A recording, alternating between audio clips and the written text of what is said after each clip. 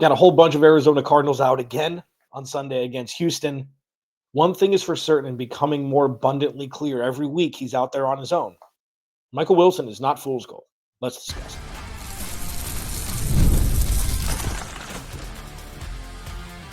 You are Locked On Cardinals, your daily Arizona Cardinals podcast. Part of the Locked On Podcast Network, your team every day. Cardinals, Alex Clancy here. Thanks for making Locked On Cardinals your first listen. Part of the Locked On Podcast Network, now the #1 sports podcast platform. A lot to talk about today. Week 15, going to Houston, scary stuff. Keys to victory, as always, in the final segment. The defense needs to take the wheel on Sunday. I'll explain what I mean. But to kick it off, this is something that's been brewing now, on and off, for several weeks. When Marvin Harrison Jr. doesn't play, Michael Wilson explodes. And by explodes, let me just refresh your memory a little bit. Against San Francisco, 15 receptions, 185 yards. The week after, in Jacksonville, against Jacksonville, 10 receptions, 118 yards. And then 11 for 142 and 2 touchdowns against the Rams last week. So there's a couple different ways you can look at this. There's a couple different ways we've looked at it up until this point. One, Michael Wilson is just doing that because Marvin Harrison Jr. isn't there and they're not running the ball, and a lot of it's in garbage time, so you can't really take it with any sort of weight. That's one side to look at it, okay? Because there are arguments to be made for that. And then the other argument, the most poignant one, the most not polarizing in a sense of like, ooh, that's spicy, but more like that it's an actual indictment on Marvin Harrison Jr. is, well, Marvin Harrison Jr. hasn't been able to do that ever. Doesn't matter who's been playing along with him. Michael Wilson's been in the league he's been in the league for more time. I've always said that they have their wide receiver too. You just need to get him the ball. Now they've been getting him the ball and everything has changed. So even taking away the garbage time stuff against Seattle and predominantly San Francisco, the garbage time stuff against San Francisco, and then some of last week, like, he's been, even when the game was close, producing. Jacksonville, the game was tight the entire time, producing. Everybody knows it's Trey McBride and it's Michael Wilson, and that's it. And he's still getting the ball a lot. And the efficiency level is the one thing I'm going to push back on. It's like, well, he's only catching balls on 55% of his routes, or, Jacoby Brissett hasn't been, super efficient with all these things. Here's the thing, guys. And I've said this multiple times, and this, your first listen to Locked On Cardinals. First of all, thank you. Maybe make, the post-game show your second. But you can't fake what Michael Wilson is continuing to do. And when you can't run the ball, of course, efficiency is going to dip in the pass game. Of course it will. Jacoby Brissett's got to throw the ball between 40 and 50 times and drop back between 45 and 55 for them to have any sort of semblance of offense where you can move the ball down the field. Okay? So this isn't the future, what this offense is going to be. That's not what this is. This is survival when you can't run the ball. And this is Jacoby Brissett and Michael Wilson just being in utter synchronicity. It seems like Trey McBride can get along with any quarterback. He did with Josh Dobbs even. But the uptick in production by Michael Wilson isn't just circumstantial. It isn't just because Marvin Harrison Jr. is out. It isn't just because the season's lost and all they're doing is throwing the ball and it's all garbage time and things like that. Sure, there's garbage time elements into it, okay? But that doesn't mean that everybody doesn't know that he's getting the ball, and he's still getting the ball. So moving forward, when you look towards next season and you look towards after, 2026 with contracts and stuff, he's going to be making pennies on the dollar next season. If I'm Monty Osborne, I'm extending him this offseason. I've seen enough. And you're not giving him $30 million a year. You're not giving him wide receiver one money. But this production, say it like 70% or 80% or something like that. It's still fringe wide receiver one production, definitely strong wide receiver two production. And not to mention, naturally, you've got Trey McBride as the first option in the pass game anyway. So all of the conversations about, well, they didn't add a receiver during the offseason. They had him under the roof and they just weren't utilizing him properly. This isn't fool's gold. And I have a feeling we're going to see On Sunday, the real test. Okay, so the Rams have a good defense. 49ers have a pretty good defense, even though they've been hurt. The Jacksonville has an average defense, okay? Houston has the best defense. Marvin Harrison Jr. is out. This is like the best test for Michael Wilson.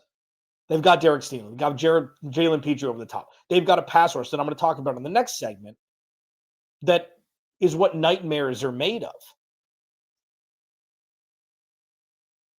So when you talk about Michael Wilson, and you talk about the future, and you talk about, okay, so, well, he's just been garbage time. Oh, it's just been garbage time. Oh, it's just been garbage time. This game coming up on Sunday is the biggest game of Michael Wilson's career. Spotlight's on him. And it's not like, oh, he's definitely not going to produce. Oh, well, now now that it's a contested game against the best defense, he's just gonna shrink, and he's gonna go back to the old Michael Wilson. I think he's been the same Michael Wilson.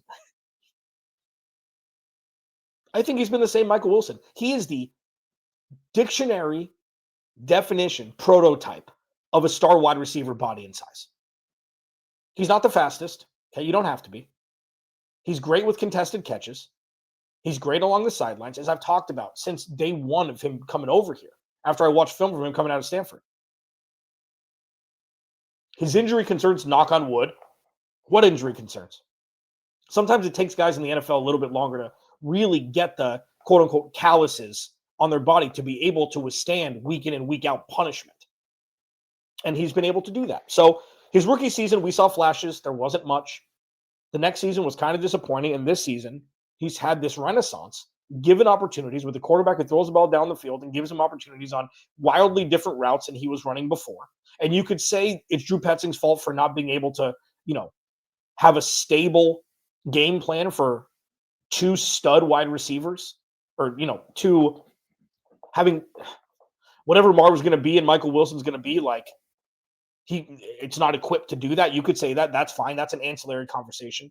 But what Michael Wilson has done when given the opportunity this year is absolutely thrive and eat and go nuts. Biggest test of his career is on Sunday. Best defense. All the opportunities will be going his way. And you need to see if he can put up 7 for 100 and a touchdown. I have gone full-fledged that Michael Wilson, 50-50, like, is he a star of the moment? Is this going to fade? Is this kind of like I don't know. I'm trying to remember. Like, remember Torrey Smith went nuts for a chunk of a season? Like Kenny Golladay went nuts for a season. Like, this isn't that necessarily. This is like the only thing that's been missing is opportunity. And this could 100%, like, there will be recency bias infused into this a little bit, but this is new information. And this is, you can't look away from this information. Oh, it's all garbage time. No, it's not. That's lazy. It's not. He's part of the game plan when the game is close. He is the game plan outside of Trey McBride when the game is close. So it's not just garbage time touchdowns like it was last week. He is the offense moving the ball down the field. And he's been able to achieve it. He's been able to do it. It hasn't been perfect. They have no run game. But we got to look inside this grading on a curve status and see if that translates into a normal ecosystem of a balanced offense where you can run the ball and throw the ball. For me, especially, even if it's like 70%, we don't know if we're going to see Marv again this year. We don't know. And I'm not saying we won't. We don't know. If we see 70%, if we're seeing 7 for 80 every week for the rest of the year, extend them. What more do you need to see? It's not a lost season for the defenses the Cardinals are playing against. And I know that seems kind of morbid, and it's like, oh, what a backhanded compliment that is to Michael Wilson. No. Everybody the Cardinals are playing the rest of the year outside of Atlanta next week, even though Atlanta gave the Cardinals a huge bump by beating Tampa Bay last week or yesterday because, the Rams have that pick. That's huge for the Cardinals. Everybody's got something to play for. So if Michael Wilson continues to prove, it's going to solidify even more that he is in no way, shape Fool's gold. And they should 100% extend him this offseason to lock him in for the next handful of years. Locked On Cardinals, your team every day. The defense needs to take the wheel on Sunday. I'll explain what I mean next.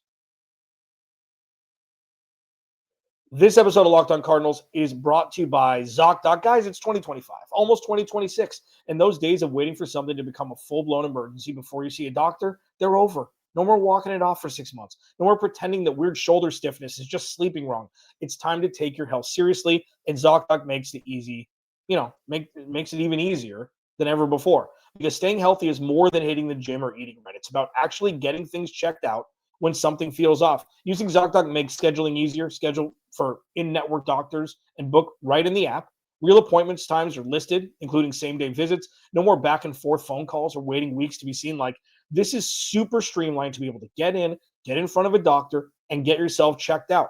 So stop putting off your doctor's appointments and get the care you need. Go to ZocDoc.com/LockedOnNFL to find and instantly book a top-rated doctor today. That's ZocDoc.com/LockedOnNFL. ZocDoc.com/LockedOnNFL. Today's episode of Locked On Cardinals is also brought to you by Car Gurus.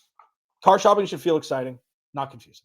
And with Car Gurus, you get the confidence you deserve, and they cut through all the noise so you can actually see the best deals on the cars you want. Because when it comes to a big purchase, you deserve the best deal. And Car Gurus makes the whole process simple by giving you real information, real deal ratings, and even more listings than anyone else, so you can shop the way you want. Use Car Gurus deal ratings to compare cars quickly without having to guess whether the price is fair. Having verified dealerships and upfront pricing makes the whole thing feel transparent and stress-free. Car Gurus connects you with trusted dealerships for a transparent and hassle-free buying process. With over 4 million listings, the most of any major online automotive marketplace, you'll always find the best deals. Shop the way you want with the tools, data, and unbiased ratings that make it easy. Buy or sell your next car today at CarGurus.com. That's CarGurus.com. CarGurus.com.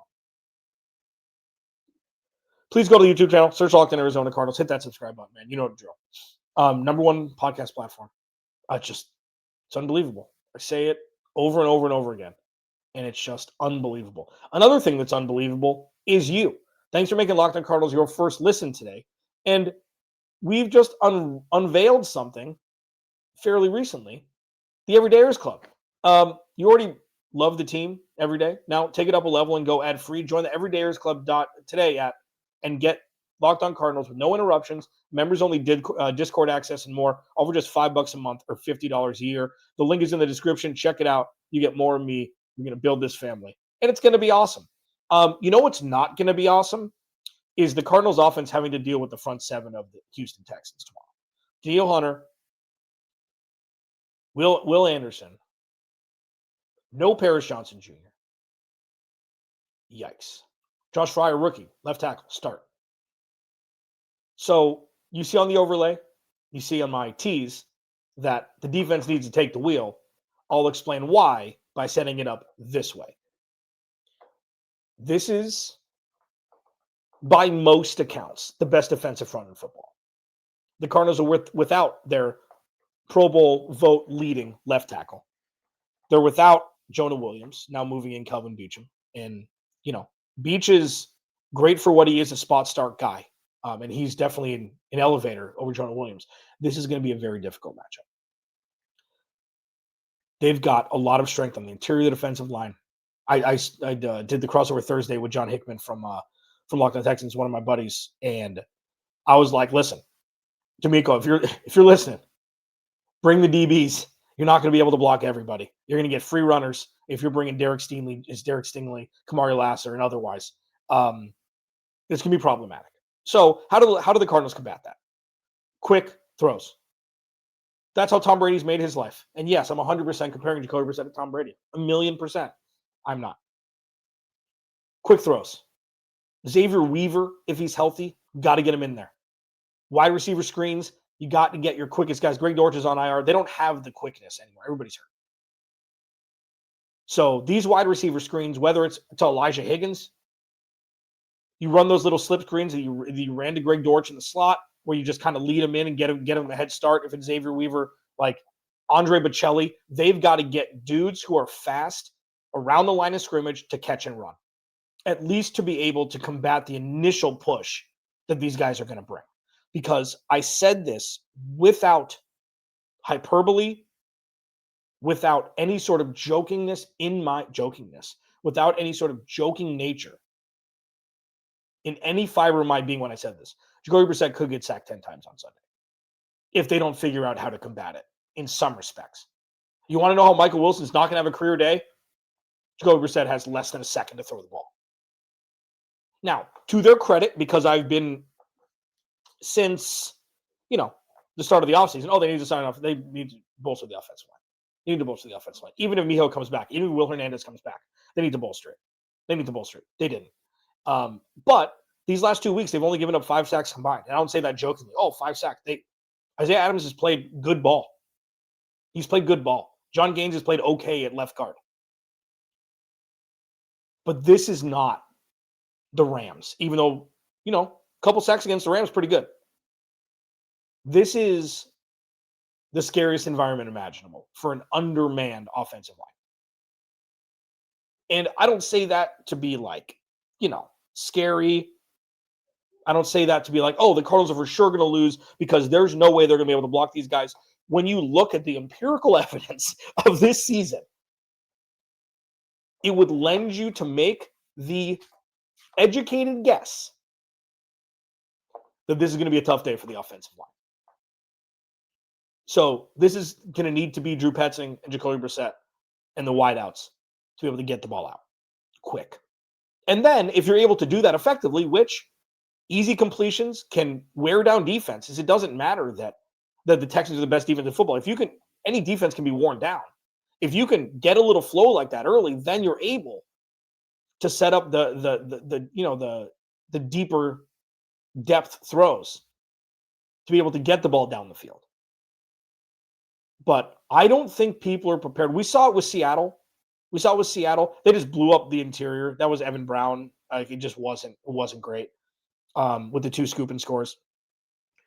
This is going to be a worse version of that for the Cardinals by all metrics, eyeball test, everything. So the defense needs to take the wheel.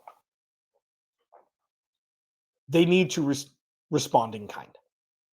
So it's going to be a little bit more difficult because both Jalen Thompson and Adrian Taylor-Demerson are out.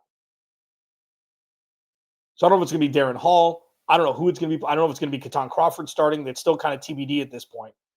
Max Melton's out again. They're going to need to blitz with reckless abandon because there's one thing that's been the weakness of the Texans this year, and it's a pretty big weakness. Like, they don't put up a lot of points. They scored 1 million points in week 5, I think, against Baltimore when Baltimore's defense forgot that the NFL started for the first 2 months of the season or 6 weeks of the season. But this hasn't been a fantastic offense. They can't run the ball. Woody Marks hasn't been efficient in his first year. Nick Chubb looked good to start the season. He's tapered off. He's questionable to play. They've got Dare Ogunbowale, but Woody Marks is going to be the guy. He's averaging like 3 yards a carry. And then you've got Nico Collins, who's obviously all world, but then you've got a bunch of young guys in Christian Kirk. So this defense of the Cardinals can't get this offense.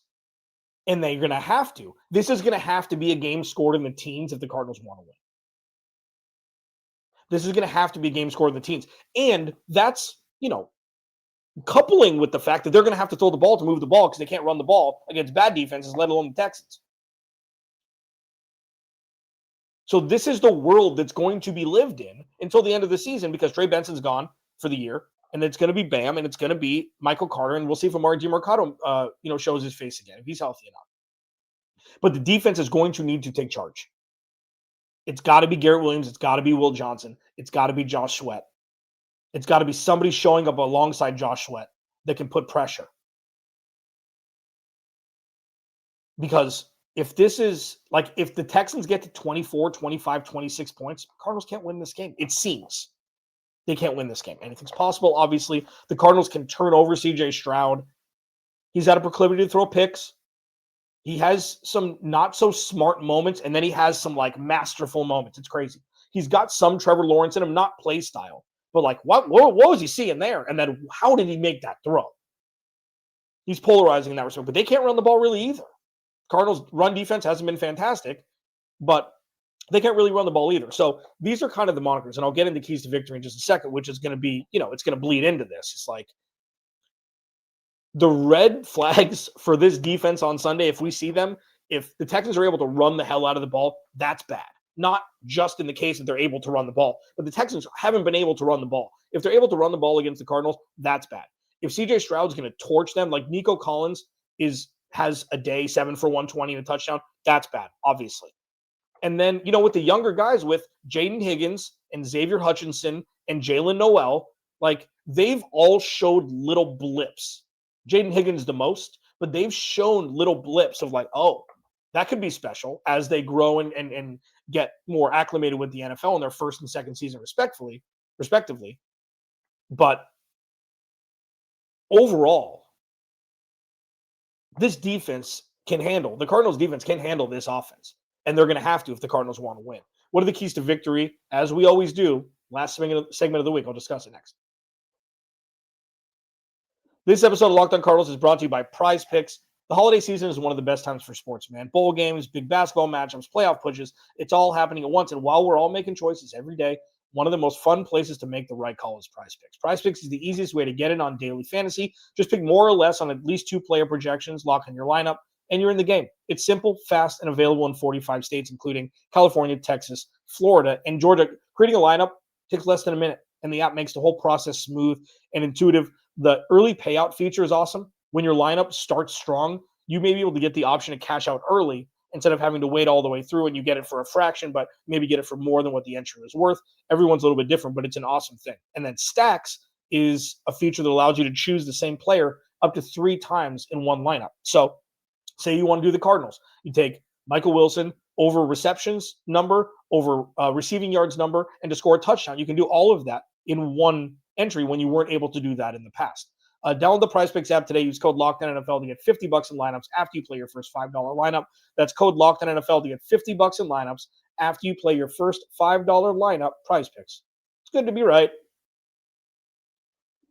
Again, please go to the YouTube channel, search Locked On Arizona Cardinals, hit that subscribe button, man. If you want to join the Everydayers Club, it's going to be fun. We're leveling up here, Locked On, the #1 sports podcast platform. Just unbelievable.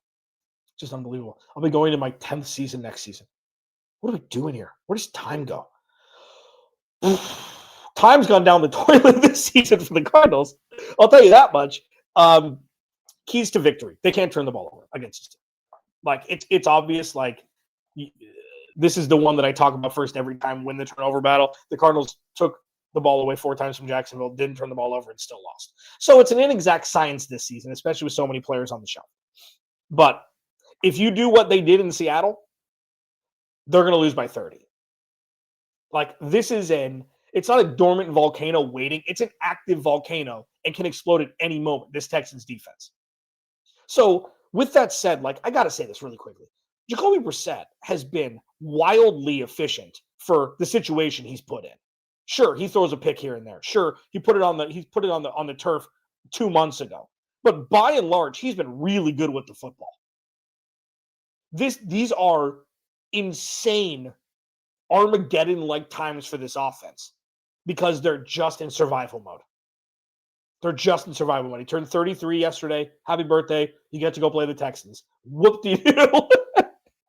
But, like, you just can't turn the ball over, and you hope that you can squirt a couple out of the Texans to maybe get a scoop and score or whatever. But, again, in Jacksonville, they had a pick 6, and they still lost.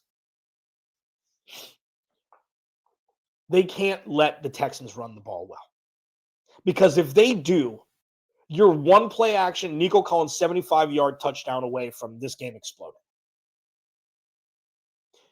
It's crazy. You got to let CJ Stroud beat you. You've got to double down on the fact that you can mirror what defenses do to the Cardinals to the Texans. Take the run game away. If they carve the Cardinals up on the ground, this game could get haywire. And it's not only just for this game, but it's like then you lose all confidence in the ability to stop the run against a team who really can't run the ball. They've had a couple splash games. Woody Marks has had a couple chunk touchdowns, things like that. But by and large, they can't run the rock, especially as of late. That's 2. And then really, you got to lean on Trey McBride and Michael Wilson again. 25 targets, 30 targets, whatever it is between the two of them, and just let them go. I know how asinine this sounds. I know how insane it sounds to say, well, you know what? The run game isn't working. You may as well just not run the ball. You may as well go flat out flag football and just throw the ball every down. Obviously, short yardage, obviously things like that. I say that was some sort of, joking nature. But you've got to absolutely lean in on the only thing that's working on offense and throwing the ball to Michael Wilson and Trey McBride. Maybe a third guy will be able to emerge. I just don't see it. Everybody's hurt. We'll see if Xavier Weaver can play. He's the only game changer guy. Say he does play, I would like for him to be used a little bit more. He's the only guy now who has the skill set that he has on the roster. Greg Dortch is gone. He's the only quick twitch dude they've got. Get him the ball in space. It doesn't just have to be go routes. It doesn't have to be nines down the sideline. Get him a wide receiver screen. Put him in the slot, run a quick slant. See if he can spring it and break free. The Cardinals are going to have to give the Texans defense something they're not ready for. And it could be Xavier Weaver. We just haven't seen it yet, so obviously it's not something to bank on. Either way, one thing that can be banked on is I will be here with my big dumb face post-game after the game against the Texans for 15 minutes, immediately followed by the squad show with myself, Jamil Douglas, and Ben Garcia. Remember, without you, there is no me. I'll talk to you after the game on Sunday.